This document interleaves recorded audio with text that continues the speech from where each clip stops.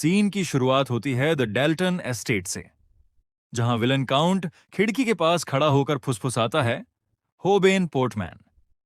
इसके ठीक 10 मिनट बाद वो नकाबपोश कातिल उससे पूछता है, क्या कोई ऐसी बात है जिसका हमें खास ध्यान रखना चाहिए? काउंट डाल्टन वाइन का घूंट लेते हुए कहता है, काम बिल्कुल पास में ही है, इसलिए जितना हो सके इसे शांति से निपटाना।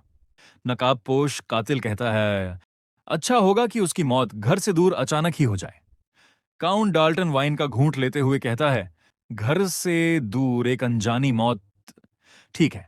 काउंट डाल्टन मुस्कुराते हुए कहता है, एक मामूली परिवार का ऐसा पतन देखने में वाकई बहुत मजा आएगा। कातिल जवाब देता है, तो फिर मैं इस काम को एक्सेप्ट करता हूं। उसके जाने के बाद डाल्टन वाइन का ग्लास हाथ में पकड़कर सोचता है, मुझे इस बात का अफसोस रहेगा कि मैं तुम्हें अपने हाथों से नहीं मार सका, लेकिन मैं ये पक्का करूंगा कि उस कमीने का बेटा मारा जाए। सीन शिफ्ट होता है और हमें रात के वक्त दी पोर्टमैन एस्टेट दिखाया जाता है। अंदर डाइनिंग टेबल पर एलरिक और टायरिया एक साथ डिनर कर रहे हैं। तभी टायरिया नोटिस करती है कि एलरिक के हाथ पर चोट लगी है। वो फौरन फिक्रमंद होकर पूछती है, माय लॉर्ड, आपके हाथ को क्या हुआ? एलरिक थोड़ा झिझकता है और बात छुपाते हुए हंसकर कहता है, ओह, यह दरअसल आज दोपहर टेलर शॉप के पास एक मक्खी बहुत ज्यादा भिनभिना रही थी, तो बस उसे ही हटाने के चक्कर में यह लग गया। एलरिक बात बनाते हुए कहता है कि उस मक्खी को पकड़ने के चक्कर में बस एक छोटा सा स्क्रैच आ गया। टायरिया उसकी बात सुनकर बस इतना ही कहती है, अच्छा, ऐसा क्या? इसके बाद दोनों के बीच एक अजीब सा सन्नाटा छा जाता है। सीन बदलता है और हमें उनका खाली बेडरूम दिखाया जाता है, जहां अभी तक बेड नहीं आया है। उसे देखकर एलरिक परेशान होकर सोचता है, ओह गॉड, क्या अभी तक इन्हें कोई बेड नहीं मिला? तभी बाहर से मेड्स की जोर जोर से चिल्लाने की आवाजें आने लगती हैं। एक मेड गुस्से में कहती है, ऐसा लग रहा है जैसे मार्केट में दीमकों की बाढ़ आ गई है। आजकल तो कोई अच्छा बेड मिल ही नहीं रहा है। दूसरी हेडमेड नाटक करते हुए कहती है, ओहो, ये तो वाकई बहुत बड़ी प्रॉब्लम हो गई है। ये ड्रामा देखकर एलरिक शर्माते हुए टायरिया से पूछता है, तो माय लेडी, क्या आपको कोई प्रॉब्लम होगी अगर मैं आज एक मोर नाइट आपके कमरे में ही रुक जाऊं? ये सुनकर टायरिया का चेहरा शर्म से पूरी तरह लाल हो जाता है और वो नजरें झुकाकर धीरे से कहती है, हाँ बिल्कुल, क्यों नहीं माय लॉर्ड। एलरिक प्यार से टायरिया का हाथ थामते हुए कहता है, तो चलिए माय लेडी, अब हमें अंदर चलना चाहिए। दूसरी तरफ दोनों मेड्स कमरे का दरवाजा बंद करके बाहर गैलरी में आ जाती हैं। हेडमेड चश्मा ठीक करते हुए मैरी की तरफ देखती है और दोनों एक दूसरे को देखकर चुपचाप हाईफाई करती हैं कि उनका प्लान पूरी तरह सक्सेसफुल रहा। इसके बाद रात का सीन आता है, जहां एलरिक और टायरिया एक ही बेड पर लेटे हुए हैं। कमरे में पूरी तरह सन्नाटा है। तभी टायरिया धीरे से आवाज लगाती है, उम माय लॉर्ड। एलरिक उसकी तरफ मुड़कर देखता है तो टायरिया पूछती है, उस दिन टेलर शॉप पर लॉर्ड अमन ने जो कुछ भी कहा था? उसकी बात पूरी होने से पहले ही एलरिक बीच में टोकते हुए कहता है, I am sorry my lady. टायरिया हैरान होकर पूछती है, पार्डन? एलरिक उदास होकर कहता है, मुझे लगता है कि मुझे यह बात आपसे कहनी चाहिए थी। पिछले 10 ईयर्स से आपको उस कमीने अमन की वजह से इतनी तकलीफें झेलनी पड़ी और मैंने यह सब होने दिया, इसके लिए मैं माफी चाहता हूं। एलरिक दुखी मन से आगे कहता है कि आपको मेरे बिना यह सब कुछ अकेले ही सहना पड़ा। मेरी वजह से आपकी लाइफ इतनी मुश्किल हो गई, इसके लिए मैं वाकई बहुत ज्यादा शर्मिंदा हूं। एलरिक की यह दिल छू लेने वाली बातें सुनकर टायरिया अपने आंसू नहीं रोक पाती। वो अपना चेहरा हाथों से छुपाकर फूट फूट कर रोने लगती है। अपनी वाइफ को इस तरह रोता देख एलरिक का दिल भर आता है। वो प्यार से कहता है, इधर आइए माय लेडी, और तुरंत उसे अपनी बाहों में समेटकर गले से लगा लेता है। वो टायरिया की पीठ थपथपाते हुए उसे दिलासा देता है और कहता है, हम बीते हुए वक्त को तो वापस नहीं बदल सकते, लेकिन मैं आपसे यह प्रॉमिस करता हूं कि मैं अब आपको कभी भी अकेला छोड़कर नहीं जाऊंगा। एलरिक के मुंह से यह बात सुनते ही टायरिया के सब्र का बांध पूरी तरह टूट जाता है। वो बिलख बिलख कर रोते हुए जोर से उसके सीने से लिपट जाती है। एलरिक उसे और मजबूती से थाम लेता है। एलरिक प्यार से कहता है, तो प्लीज माय लेडी, अब अपने आंसू पोंछ लीजिए। इसके बाद सीन शिफ्ट होता है डीशास आइसक्रीम नाम की एक दुकान पर। लेकिन असल में ये कोई आम दुकान नहीं बल्कि मून शैडो असैसिन्स फर्डिन ब्रांच का सीक्रेट अड्डा है।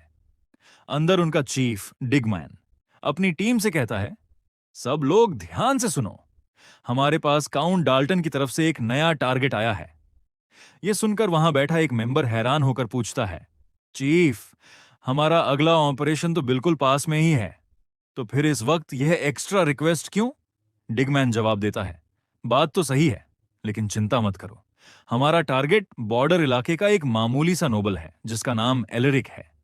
अगर हम इस काम को शांति से और जल्दी निपटा दें तो कोई प्रॉब्लम नहीं होगी। वो टेबल पर हाथ मारते हुए कहता है, अगर हमने इसे सही से पूरा कर लिया तो हमें मोटी रकम मिलेगी और हम आराम से सेटल हो जाएंगे। चीफ डिगमैन गुस्से में टेबल पर बैठते हुए कहता है, अगर उस कमीने का आशा ने हमारे काम में टांग न अड्ढाई होती तो आज हमें ईस्टर्न रीजन से डिमोट न किया गया होता।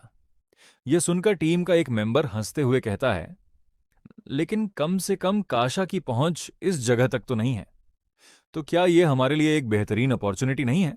दूसरा मेंबर भी नर्वस होकर हां में सिर हिलाता है। हां, तुम बिल्कुल सही कह रहे हो। पहला मेंबर आगे कहता है, अगर यह ऑपरेशन सक्सेसफुल रहा तो फर्डिन जल्द ही हमारा मैदान बन जाएगा और हमारे पास अपना नाम बनाने के बहुत सारे मौके होंगे। सही कहा ना? डिगमैन के चेहरे पर एक शैतानी मुस्कान आ जाती है और वो टेबल पर जोर से हाथ मारकर खड़ा हो जाता है। वो जोश में चिल्लाता है, चलो इस मौके का फायदा उठाकर हम दुनिया को दिखा देते हैं कि हम असल में क्या चीज है। तभी टीम का एक मेंबर अचानक उससे पूछता है, वैसे चीफ, हम उस नोबल एलरिक से कैसे डील करने वाले हैं? यह सवाल सुनते ही चीफ डिगमैन का जोश ठंडा हो जाता है और वो एकदम ब्लैंक होकर उसे देखने लगता है। तभी पीछे खड़ा मेंबर कहता है, मेरे पास इसके लिए एक प्लान है। वो एक आलीशान ड्रेस दिखाता है और समझाता है कि पोर्टमैन फैमिली ने स्टाइलिश और दर्जियों को बुलाने के लिए एक नोटिस जारी किया है। वो कमीना एलरिक जरूर आने वाले फर्डिन किंगडम बैंक्वेट में शामिल होने की प्लानिंग कर रहा होगा। हम उन डिजाइनर्स के ग्रुप में आसानी से मिक्स होकर अंदर घुस सकते हैं।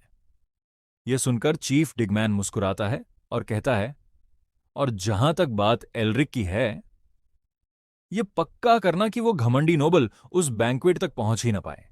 इसके बाद वो अपनी टीम से कहता है, हमें कल सुबह जल्दी पोर्टमैन एस्टेट में घुसना होगा, इसलिए अब सब लोग जाकर सो जाओ। पूरी टीम जोश में चिल्लाती है, यस चीफ, फॉर वॉलिंग। अगली सुबह का सीन आता है जहां पोर्टमैन एस्टेट में धूप खिली हुई है। हम देखते हैं कि कोई एस्टेट को बड़े गौर से घूर कर देख रहा है। ओल्ड बटलर झुककर आए हुए लोगों का वेलकम करता है और कहता है, आप लोग बहुत दूर से आए हैं स्टाइलिस्ट्स, प्लीज अंदर आइए।